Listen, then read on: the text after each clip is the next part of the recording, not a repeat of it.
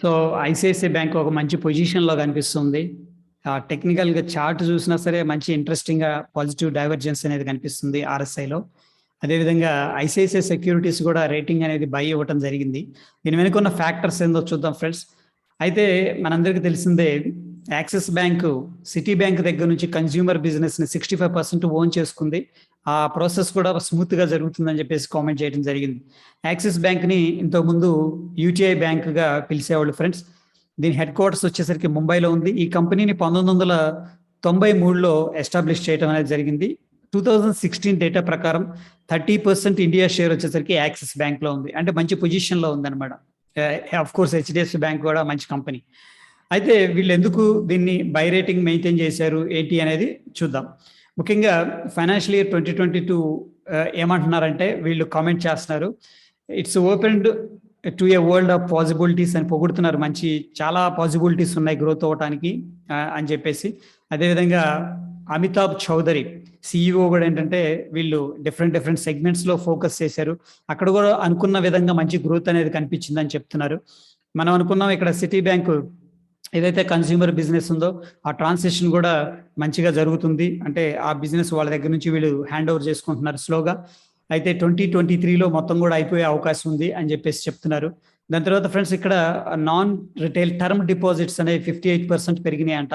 ఇక్కడ ప్రైస్లో చూసుకుంటే 1.65 ట్రిలియన్స్ అండ్ ఓవరాల్ గ్రోత్ వచ్చేసరికి వీళ్ళకి గ్రేటర్ దాన్ 20% అనేది కనిపిస్తుంది ఫ్రెండ్స్. దాని తర్వాత మనం ఇక్కడ అబ్జర్వ్ చేస్తే చూడండి, ఇక్కడ ఫైనాన్షియల్ ఇయర్ 2022లో it pivoted the growth retailer book towards identified focus segment like small businesses మీద కూడా వీళ్ళు ఫోకస్ చేశారు. 60% ఇయర్ ఆన్ ఇయర్ గ్రోత్ కనిపిస్తుంది. అదేవిధంగా rural and gradually growth across personal loans. రూరల్లో కూడా వీళ్ళు లోన్స్ ఇవ్వడం స్టార్ట్ చేశారు. అది వచ్చేసరికి ఇయర్ ఆన్ ఇయర్ బేస్లో 15% ఉంది. అండ్ క్రెడిట్ కార్డ్స్ కూడా గ్రోత్ 19% అనేది కనిపిస్తుంది. So axis source 65% of its retailer assets from ETB customers and 51% sourcing was done through the branches. Okay, so marketing ద్వారా వీళ్ళు కస్టమర్స్ని గెయిన్ చేస్తున్నారు. అట్ ద సేమ్ టైం ఏంటంటే వాళ్ళకున్న అవుట్లెట్స్ ఉన్నాయి కదా, వాటి ద్వారా కూడా కస్టమర్ బేస్ అనేది పెంచుకోవడం జరుగుతుందని చెప్పేసి కామెంట్ చేస్తున్నారు. Focused segments like mid corporate, commercial banking and MNC registered 45% నుంచి రెస్పెక్టివ్ ఉంది. 26 and 49% year on year growth కనిపిస్తుంది. ఏది mid corporate, commercial and MNC. Okay, so ఓవరాల్గా ఏంటంటే వీళ్ళకి IT team strength has grown by. IT team కూడా very important, వాళ్ళకి back support కావాలి. అది కూడా 75% అనేది కనిపిస్తుంది. With 2x increase in technology spends in last 2 years. వీళ్ళు 2x అంటే 2 times స్పెండ్ అనేది చేస్తున్నారు టెక్నాలజీ మీద. అంటే కొత్త టెక్నాలజీస్ని అండ్ డిజిటలైజేషన్ని ఎన్హాన్స్ చేసుకుంటూ పోతున్నారు అనమాట. సో ఓవరాల్గా అయితే దీంట్లో మంచి పొటెన్షియల్ అయితే కనిపిస్తుంది. ఒక్కసారి మనం చార్ట్ కూడా చూద్దాం ఫ్రెండ్స్ టెక్నికల్గా మనం. సో పాయింట్ ఏంటంటే మనందరికీ తెలిసింది, ఇక్కడ లో అనేది క్రియేట్ చేసింది. ఇది ఒక లోవర్ లో అనేది క్రియేట్ అయింది. బట్ ఇది కూడా అనదర్ లో అనేది క్రియేట్ అయింది. ఇది లో. బట్ మనం ఒకసారి దీన్ని అబ్జర్వ్ చేస్తే ఫ్రెండ్స్ ఆర్ఎస్ఐ డిఫరెంట్ గా కనిపిస్తుంది. చూడండి, ఇక్కడ లో అనేది క్రియేట్ అయింది. దాని తర్వాత స్టాక్ ప్రైస్ లో ఒక లో క్రియేట్ అయింది, కానీ ఇక్కడ ఆర్ఎస్ఐలో మాత్రం క్రియేట్ అవ్వలేదు. దీన్ని మనం ఏమంటామంటే ఓవరాల్ గా పాజిటివ్ డైవర్జెన్స్ అంటాం ఫ్రెండ్స్.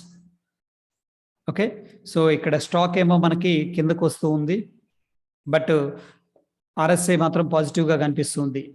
ఓకే, అరౌండ్ ఏంటంటే 620 లెవెల్ దగ్గర కొంత అక్యుములేషన్ అయితే కనిపిస్తుంది. మల్టిపుల్ టైమ్స్ ఇదే లెవెల్స్లో ఇదే జోన్స్లో ట్రేడింగ్ అవుతుంది అనమాట. 640, ఇది వచ్చేసరికి 620 ఆడ్ లెవెల్స్లో. సో కొంత అక్యుములేషన్ అయితే మనకి కనిపిస్తూ ఉంది. And at the same time మనం టెక్నికల్గా అబ్జర్వ్ చేస్తే ఫ్రెండ్స్, ఏదైతే షార్ట్ టర్మ్ బ్రేక్అవుట్ అయింది ఈ పాయింట్ దగ్గర 640 ఆడ్ లెవెల్స్లో, అండ్ మేజర్గా నెక్స్ట్ మనకి ఉన్న హడల్ ఏదైతే ఉందో అది కూడా బ్రేక్అవుట్ అయింది ఫ్రెండ్స్. ఓకే, అండ్ 627 ఆడ్ లెవెల్స్లో. అండ్ నౌ మనకి డబుల్ బోటమ్ కూడా కనిపిస్తుంది ఈ ప్రైస్ లెవెల్స్లో, అంటే 625 ఆడ్ లెవెల్స్లో.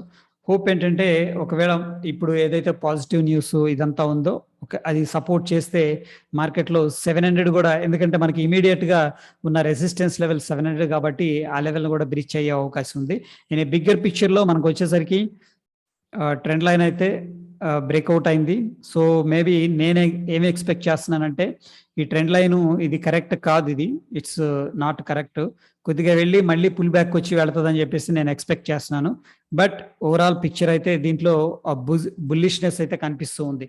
సో ఒకవేళ ఎవరైనా లాంగ్ టర్మ్ హోల్డ్ చేయాలి అనుకుంటే 620 దగ్గర వాళ్ళు పుట్టుని షార్ట్ చేసుకొని, ఓకే, సో అంటే ఓన్లీ నేనేది ఏంటంటే నిన్న చెప్పాం కదా ఒక స్ట్రాటజీ, వస్తే మనకి ప్రాఫిట్, కొద్దిగా ప్రాఫిట్, లేదంటే స్టాక్ రావాలి అనుకున్నప్పుడు ఏంటంటే ఈ పుట్టును కూడా వాళ్ళు షార్ట్ చేసుకోవచ్చు. ఇది 630 కావచ్చు, 40 కావచ్చు.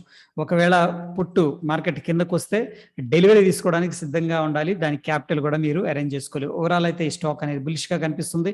It's not a recommendation. ఒకసారి మీరు కూడా టెక్నికల్ గా కానీ ఫండమెంటల్ గా కానీ అబ్జర్వ్ చేయండి. ఒకవేళ వీడియో నచ్చితే లైక్ చేయండి, షేర్ చేయండి. ధన్యవాదాలు ఫ్రెండ్స్.